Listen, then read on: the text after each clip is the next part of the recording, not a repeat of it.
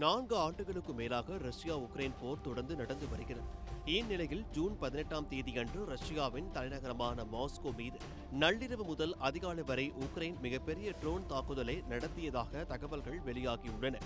இதுகுறித்து Moscow mayor Sergei சோபியானின் கூறும்போது, Ukraine அனுப்பிய 555 ட்ரோன்கள் ஒரே இரவில் சுட்டு வீழ்த்தப்பட்டுள்ளன. அதில் 180 ட்ரோன்கள் மட்டும் மாஸ்கோ பகுதிகளில் சுட்டு வீழ்த்தப்பட்டதாக தெரிவித்துள்ளார். மேலும் மாஸ்கோவின் கவோட்னியா பகுதியில் உள்ள காஸ்ப்ரோம் நெப்ட் எண்ணெய் சுத்திகரிப்பு ஆலையை சில ட்ரோன்கள் துல்லியமாக தாக்கியதாக கூறப்படுகிறது. இதனால் அங்கிருந்த எரிபொருள் சேமிப்பு தொட்டிகளில் வெடிப்பு ஏற்பட்டு தீப்பிடித்தது. அதன் காரணமாக அந்த பகுதி முழுவதும் கரும்புகை சூழ்ந்தது. இந்த வாரத்தில் மட்டும் உக்ரைன் காஸ்ப்ரோம் நெப்ட் ஆலையை 2வது முறையாக தாக்கியுள்ளது. இதனால் ஆலையின் செயல்பாடுகள் பாதிக்கப்பட்டுள்ளதாகவும் தகவல்கள் தெரிவிக்கின்றன. அதேபோல் ரஷ்யாவின் பெரிய வர்த்தக மையங்களில் ஒன்றான சடோஹோட் வர்த்தக மையம் அருகிலும் தாக்குதல் நடந்ததாக கூறப்படுகிறது. மேலும் ஒரு அடுக்குமாடி குடியிருப்பு கட்டிடம் சேதமடைந்து இடிந்து விழுந்ததாகவும் தகவல் வெளியாகியுள்ளது.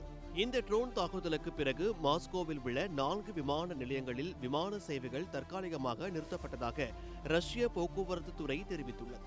மாஸ்கோ மீதான தாக்குதலை உக்ரைன் உறுதிப்படுத்தியுள்ளது.